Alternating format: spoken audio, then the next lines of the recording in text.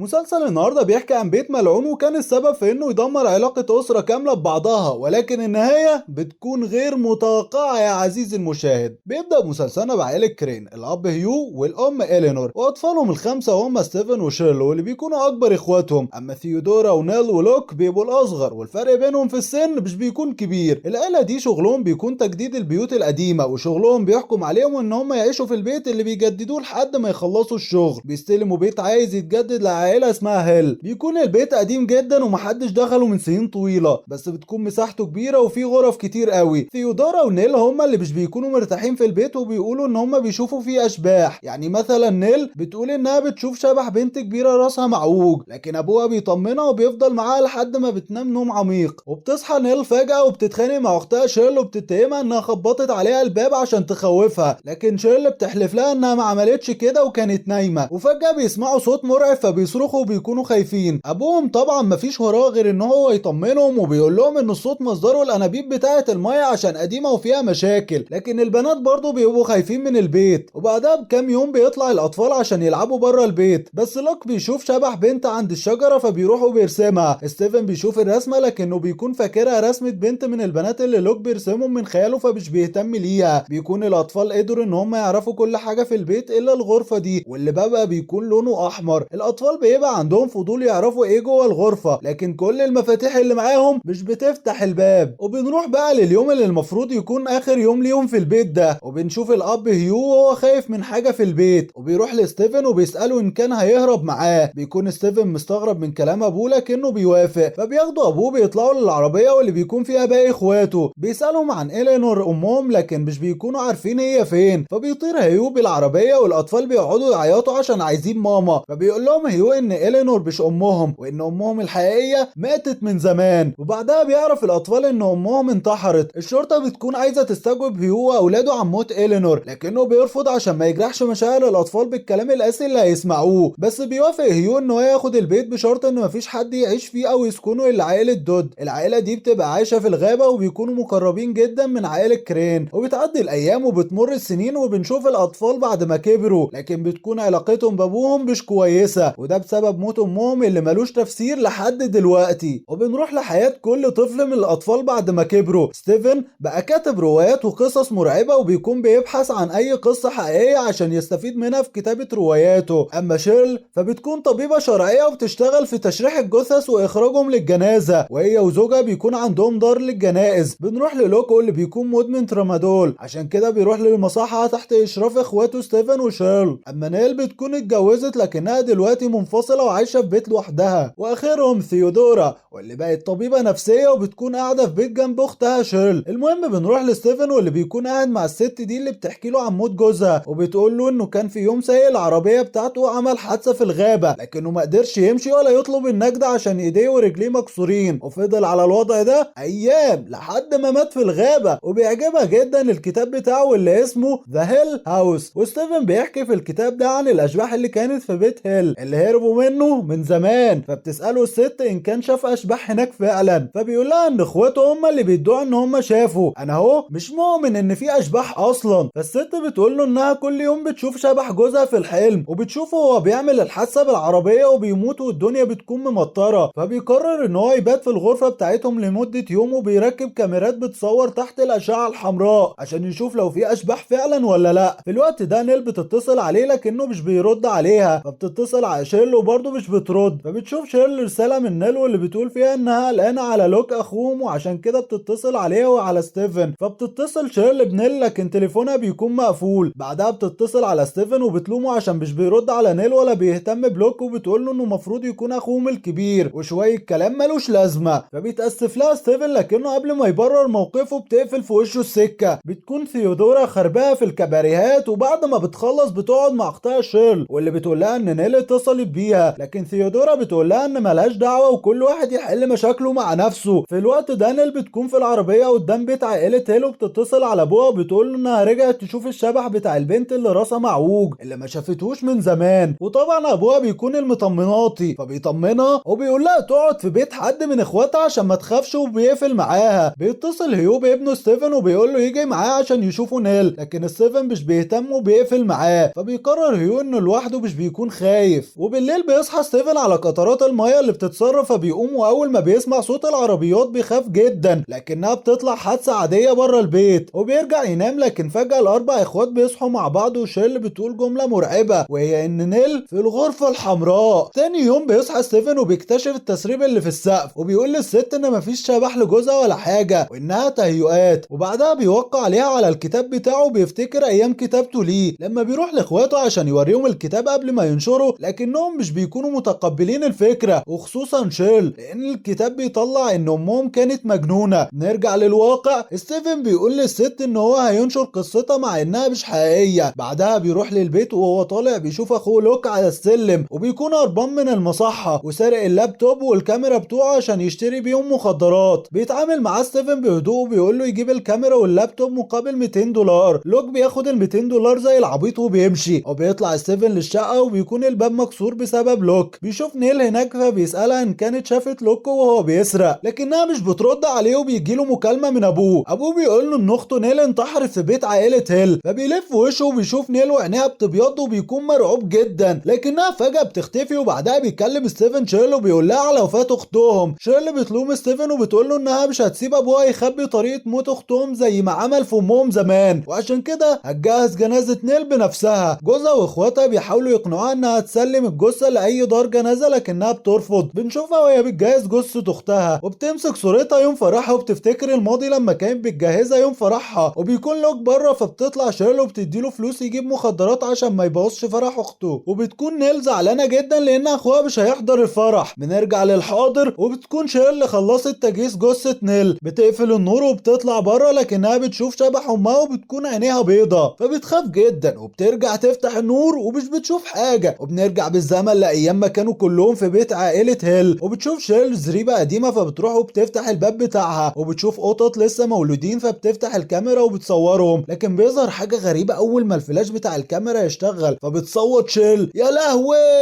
يا لهوي. فبيسمع ابوها صوتها فبيروح هو وعامل من العمال عندها، وهناك بيكتشفوا ان هو عش دبابير معمول على قناع لعيد الهالوين. وبعدها بتقرر شيرل انها تربي القطط لكن في قطه منهم بتموت فبتروح هي وابوها وامها عشان يدفنوها. وبتكون شيرل زعلانه جدا فبيقول لها ابوها وامها البقاء لله وانها تشد حيلها. وقبل ما تدفن القطه بتحس انها بتتحرك وبيطلع منها صرصار فبتخاف شيرل جدا. وبعد ايام بيموت باقي القطط ما عدا قطه واحده، فبيروح امها وابوها ليها وبيقولوا لها ان هم ودوا القطه لدار رعايه. فبتزعل شيرل جدا لانها كانت بتحبها، وبيكون ابوها وامها بيضحكوا عليها لانها اتخلصوا من القطه عشان كانت مريضه وكانت ممكن تجيب لهم عدوى. وبنرجع للحاضر وبتكون شيرل بتستعد لجنازه اختها وجوزها بيفضل يعاتبها عشان ما ودتش جثه اختها لاي دار جنازه تانية. وبتفتكر شيرل لما كانت في جنازه امها وبتكون خايفه تشوف الجثه لكن بيساعدها الراجل المسؤول عن الجنازه فبتشوف امها وهي جامده وحلوه زي ما كانت قبل ما تموت. وبيقول لها المسؤول ان الطبيب الشرعي هو اللي خلى امها جامده كده عشان بيكون مسؤول عن تجميل الجثه. وبنروح لثيودورا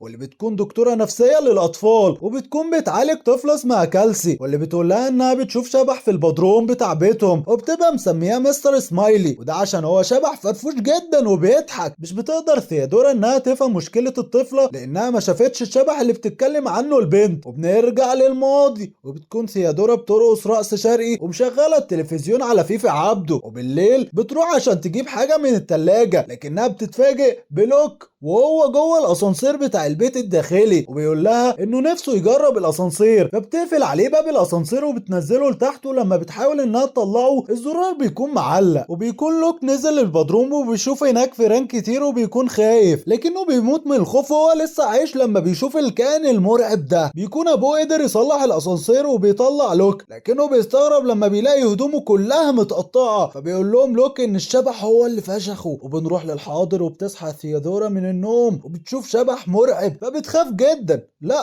قصدي بتترعب جدا عشان شبح مرعب وكده يعني. وبتقوم تفتح النور فما بتلاقيش حاجه وبتسمع صوت رن الجرس. فبتروح تفتح الباب وبتكون اختها شيرل وبيقعدوا مع بعض يحكوا ذكرياتهم مع اخته نيل اللي ماتت. وبنروح للماضي وبيكون لوك بيتكلم مع ثيودورا وبيقول لها على اللي حصل معاه تحت في البدروم، وبيقول لها ان ابوه وامه مش مصدقين ان في بدروم تحت البيت لانه مش بيكون مرسوم في الخريطة، وبيوصف ليهم مكان البدروم. فبتفضل ثيودورا بتلف في البيت لحد ما بتوصل للمكان اللي وصفه لوك، وبيكون عندها ميزة اول ما بتلمس الاشياء بتعرف الحاجة تاريخها ايه. فبتفتح الباب السري للبدروم وبتنزل تحت وبتشوف كتب كتير، فبتاخد الكتب وبتروح لامها وبتقول لها انها ذكية عشان قدرت تحس وتعرف مكان البدروم. وبنرجع للحاضر وبتكون ثيودورا بتفكر في الطفلة كالسي اللي ما قدرتش تحس بمشكلتها، فبتروح لبيت الطفلة وبتستأذن من ابوها وامها بالتبني انها تنزل وتشوف البدروم. ولما بتنزل بتشوف على الحيطة نفس الرسمة اللي رسمتها كالسي عندها في العيادة، فبتطلع وبتشكر ابو كالسي وبتمد ايديها عشان تسلم عليه، ولكنها بيبتسم ليها بطريقة غريبة. ولما بتطلع بتتصل على الشرطة وبتبلغ عنه، وبتبقى متأكدة انه لما يتقبض عليه يعترف بكل حاجة هو عملها. وفعلا الشرطة بتيجي وبتاخده بتهمة اغتصاب الطفلة كالسي. وبعدها بتروح ثيودورا عشان تشوف جثة اختها نيل اللي بتكون في دار الجنازة بتاع شيرل، لكنها اول ما بتقرب منها بتخاف جدا لسبب مش معروف. وبنرجع بالزمن لاخر يوم للعيلة في بيت هيل، وبتكون ثيودورا بتتمشى في البيت وفجأة بيجي ابوها وهو معاه نيل ولوك وبيقول لهم توديهم للعربية لحد ما يجيب ستيفن. واول ما بيلمس ايديها بتشوف امها وهي عينيها بيضة، وبتشوف ان ابوها بيتخانق مع امها، فبتسيب ايده وبتصرخ يا لهوي